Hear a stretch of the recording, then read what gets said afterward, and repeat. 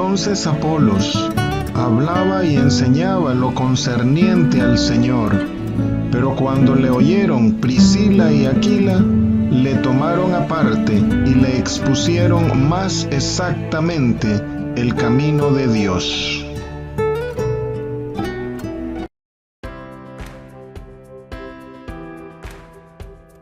Le dijeron: pues, ¿quién eres?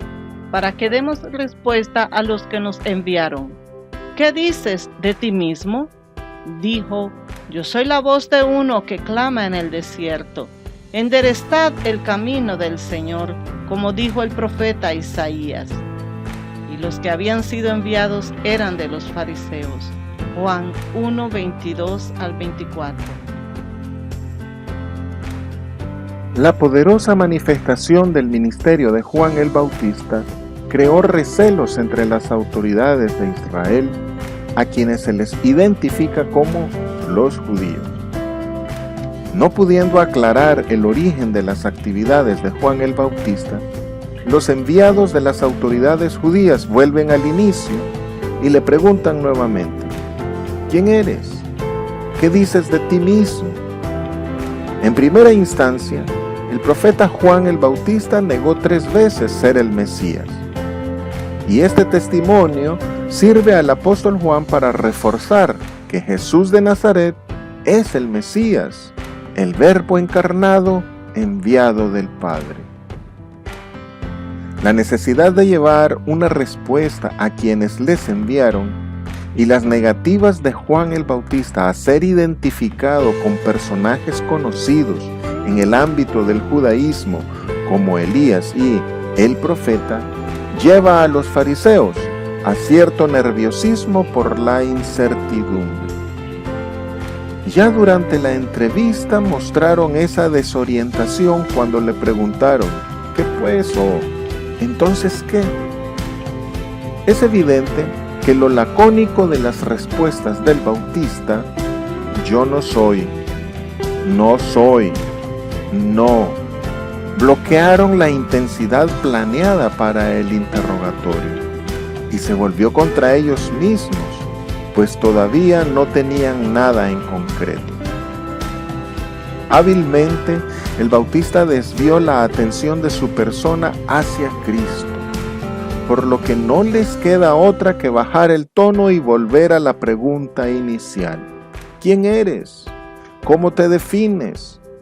Necesitan saber qué pretende el Bautista con su predicación y bautismo.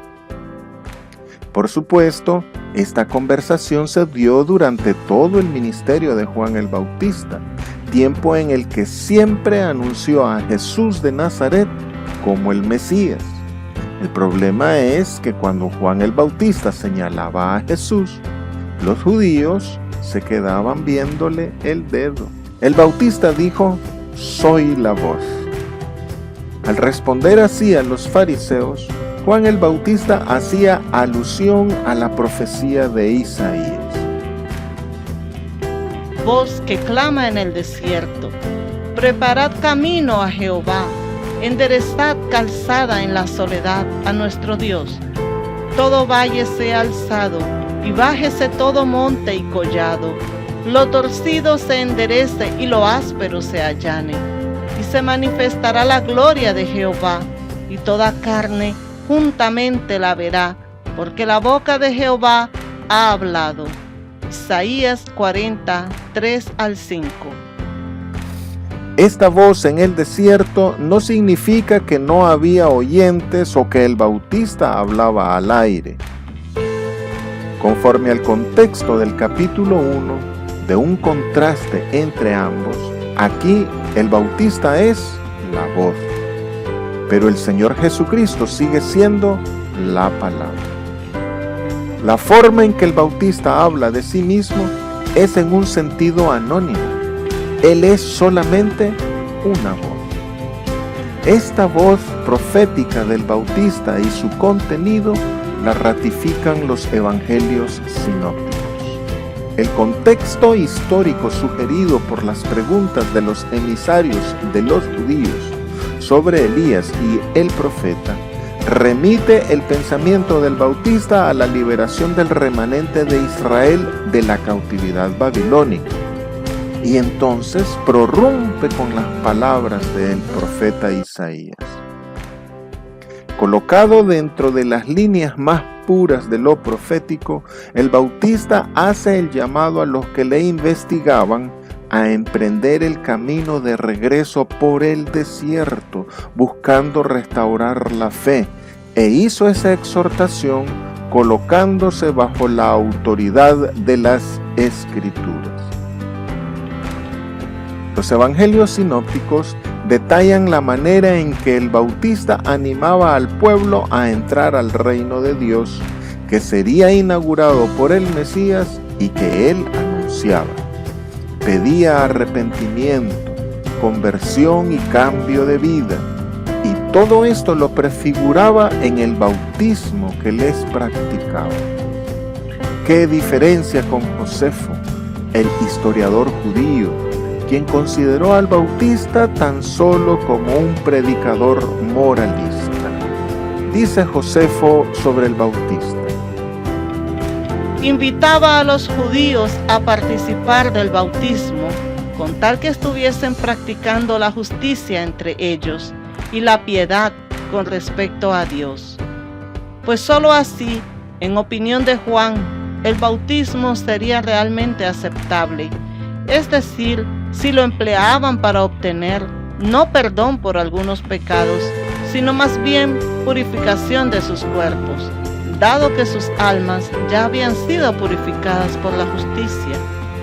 Flavio Josefo, Antigüedades, libro 18, capítulo 5, 2. El que Juan el Bautista se aplicara a sí mismo la profecía de Isaías significa que él se sabía heraldo del retorno de la cautividad de la cual Dios estaba a punto de redimir a su pueblo.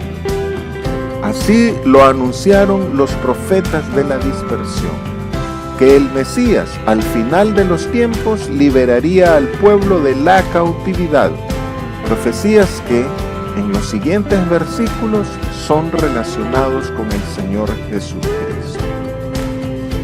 ¿Qué quiere decir el profeta con clamar en el desierto? El significado de desierto en la Biblia es en el sentido de un territorio deshabitado, aunque con abundante agua, fauna y vegetación. Era en el desierto que el profeta Juan bautizaba. Entonces había agua, suficiente como para que llegara al menos a la cintura de los cientos de bautizantes, y suficiente flora para la fabricación de la miel que él comía. Este sentido del desierto, como solamente un lugar despoblado, pero habitable, se nota en la multiplicación de los panes. El Señor Jesús realizó este milagro en el desierto, pero había tanta hierba verde que albergó a más de 5,000 personas.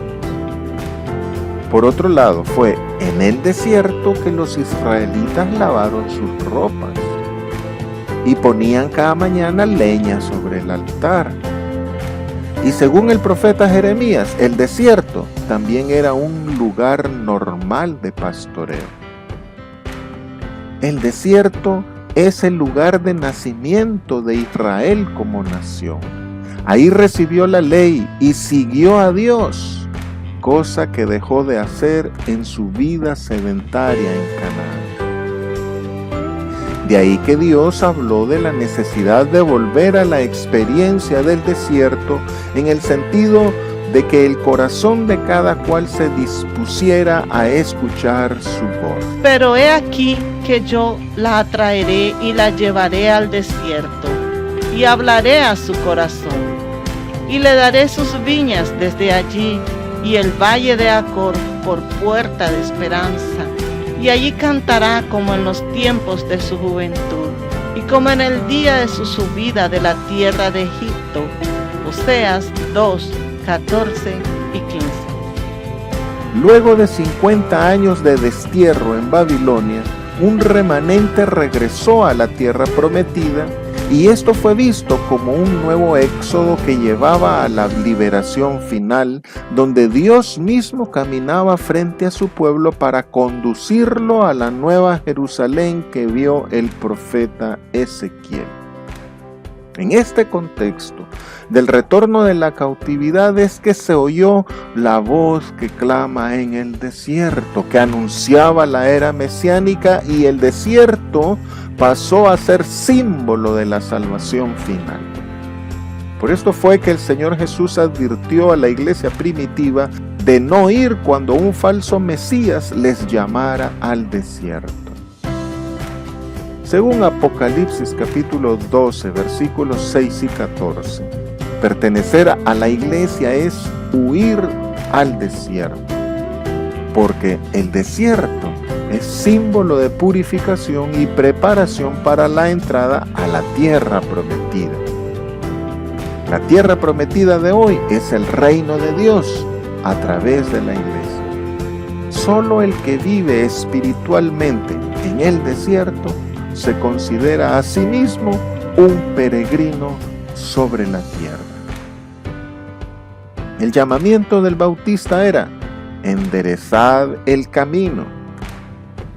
El trabajo de profeta de Juan el Bautista no se limitó a anunciar a Jesús como el Mesías, sino que amplió su exhortación a dejar de tergiversar las Escrituras para provecho propio, preparando así el camino al Señor. Los judíos, con tantas tradiciones que añadieron a las Escrituras, terminaron quebrantando e invalidando el mandamiento de Dios, convirtiéndolo en un camino diferente. Por tanto, llamaba al arrepentimiento, a la conversión y al bautismo bajo pena del castigo eterno. ¿Quiénes eran los fariseos? Especifica el apóstol Juan que quienes interrogaban al Bautista eran de los fariseos. Los fariseos eran la contraparte de los saduceos, por lo que hay quienes traducen este versículo como que algunos fariseos habían sido enviados, implicando que entre el grupo de enviados había fariseos. Pero se sabe que hubo sacerdotes y levitas que eran fariseos.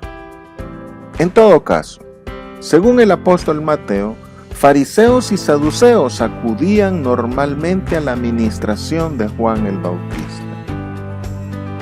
Los saduceos eran literales al interpretar la Torá, pero los fariseos decían interpretar el espíritu de la ley, para lo cual acuñaron la tradición o ley oral. Decían los fariseos que la ley oral había sido revelada a Moisés junto con la Torá escrita y que la tradición había sido utilizada desde entonces para interpretar la Torá escrita. Por otro lado, en 4 doctrinas creían los fariseos que los saduceos negaban: el sistema de mandamientos de la doble Torá, el mundo por venir, la resurrección de los muertos y la existencia de los ángeles. Los saduceos, en su mayoría, venían de familias de sacerdotes aristocráticos, por lo que era un grupo asociado con los sacerdotes y con el Sanedrín. Por su parte, teniendo un arraigo popular, los fariseos crearon su propia estructura religiosa y política paralela a la de los saduceos, con un carácter de fiscalización. Aunque yo tengo también de qué confiar en la carne, si alguno piensa que tiene de qué confiar en la carne, yo más, circuncidado al 8º día, del linaje de Israel, de la tribu de Benjamín, hebreo de hebreos, en cuanto a la ley, fariseo, en cuanto a celo, perseguidor de la iglesia, en cuanto a la justicia que es en la ley, irreprensible. Filipenses 3, 4 al 6. Los fariseos defendían la estricta obediencia de la ley de Moisés, de las tradiciones y de la piedad popular, constituyéndose en el grupo con más autoridad entre el pueblo.